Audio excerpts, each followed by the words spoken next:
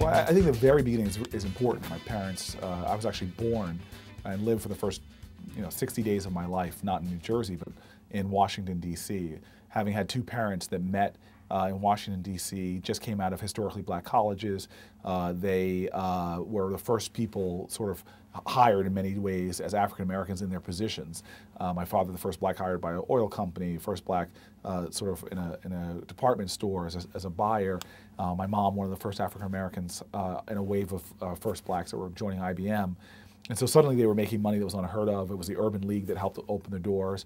And my parents sort of was a culmination of a long life from their teenage years to their 20s of being activists and being involved in the civil rights movement. So when it came time to move to New Jersey, they participated in a sting operation, so to speak, with the Fair Housing Council that was trying to test all these neighborhoods in New Jersey that wouldn't show homes to black families. So they basically, after being told, my parents being told the house was already sold, they went back with a white couple, it wasn't sold, and on the day of the closing, my father shows up. And really an amazing story with a real estate agent finding that he was caught, got up and took a swing at the lawyer and sicked the dog on my dad. But long story short is, a court case later, my brother and I and my parents, as my father used to always call us, grew up as the 4 raisins in a tub of vanilla ice cream.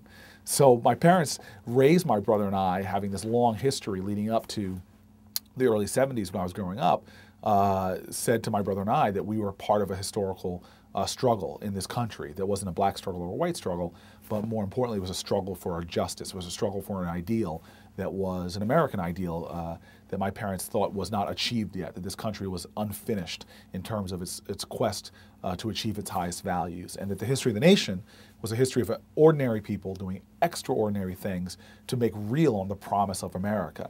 So I got very saturated in my mind this consciousness from an early age that we had to be a part of this struggle and to be very aware of racial differences, not because of a more shallow means, but more of the depth of what it represented in terms of the unfinished business of America. So my parents never let me forget the privilege that my brother and I were enjoying, that we drank deeply from wells that we did not dig.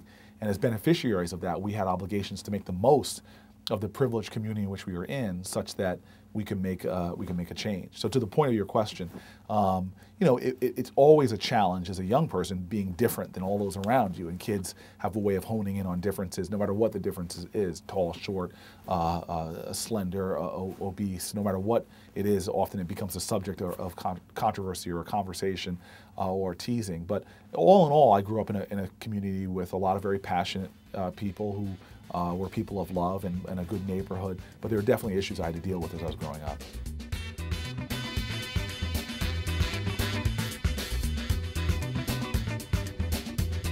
Service was such a big issue in my family, and my parents emphasized it so much that a lot of my earliest dreams were to do jobs that were of service.